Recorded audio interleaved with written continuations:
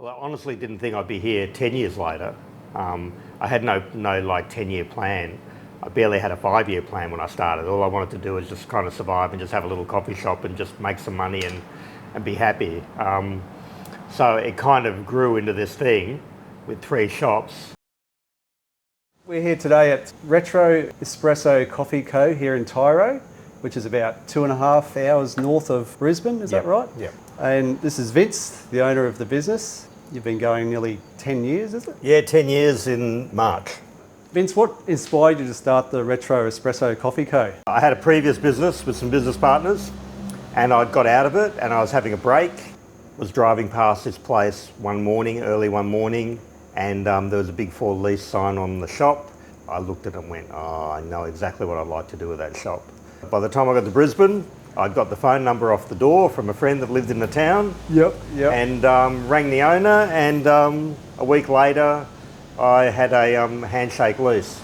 So when you started the cafe, did you have any major challenges? Well, what happened was I'd actually, from the previous experience with my previous business partners, I'd actually been forced into bankruptcy. That all ended rather not very well. And I was forced into personal bankruptcy. So this all happened while I was still in my my 2nd year of bankruptcy or my 3rd year of bankruptcy. And so I had very limited money. I had basically $3,000.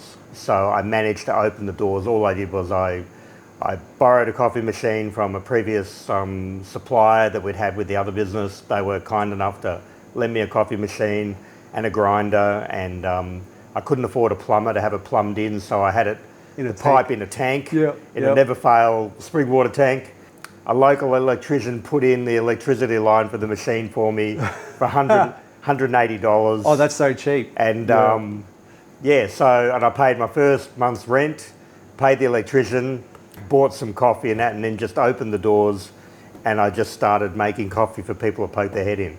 I had no cash register, nothing. I just had a little cash drawer that I'd do it all in my head. And I just basically put some cups on the machine, and anyone that walked in, sold them a coffee. That's cool. That's really cool. Yeah, so I was in a position where you started at the bottom and... I was basically at ground zero. Far out. So it's amazing what you do. And I wrote up a priority list. So as I made money, I had the priority things I needed to get, absolute things first, and the things that could slide sort of like later on. Little luxury items. And that's how I worked, and everything I paid cash for. Wow. Didn't put things on accounts or anything like that, so I just, that's how I started. Through necessity, through having to still be in the bankruptcy, you know. And having the drive too to keep going, you know. Yeah. If you haven't already noticed, on the other side, we're on quite a busy highway here, is it? Yeah, so you get a lot of Bruce Highway, Yeah, so you get a lot of traffic. You'll probably see and hear a few trucks going past. Yeah. But that's what enables a business, having that traffic flow, isn't it? Well, yeah. I mean, there's a lot of business in the area as well. It's actually quite a busy little town. It services a lot of farms and the community around here. And then you've got the highway laid on top. So how did your love for actual coffee, when did that first begin and how? Probably when I was a little kid, and we used to go, my dad's Italian, and we'd go to visit his friends in Fitzroy in Melbourne. And I vividly remember they would always have the espresso coffee. They'd have the stovetop going, and... Is that why you've got it on the combi? The little stovetop? Well, kind of, yeah. We've adopted that Bialetti machine as kind of part of our logo, sort of like our branding. We're just changing all that at the moment to incorporate that, the coffee pot pouring into the cup. So my previous life was in marketing and advertising. So for me, what I wanted was something I could put on things and people would immediately say that's something to do with coffee. Exactly. So the story behind the retro theme is more of a passion for your other interests too, isn't it? Yeah. I wanted something different. I looked at the shop, and rather than have something boring, I thought, when I first opened, there was nothing in the shop. I didn't have anything. I didn't have any money to buy anything. So it was just a coffee machine sitting on a bench with some cups on it.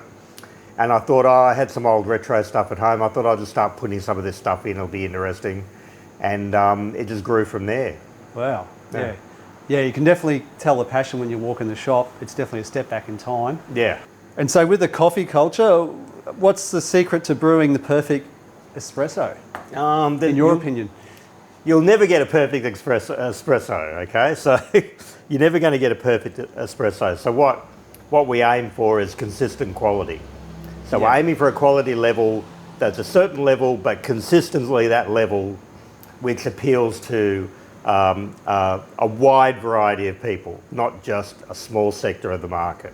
Yeah. So we could take forever to make a coffee and weigh weigh the beans and and go to the nth degree and have a $30,000 machine with all the buttons and everything, and try and go for that market, which is only a very, very small piece right at the top of the market. But where we are, it's pointless trying to do that here.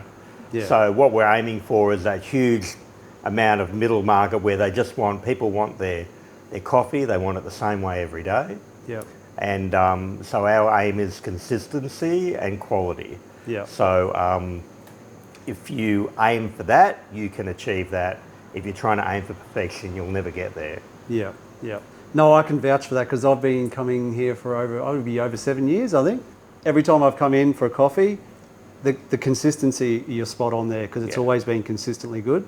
Coffee is one of those things where if you want to be consistent, you've got to knock out all the variables, as many variables as possible, because there's so many places everything can go wrong.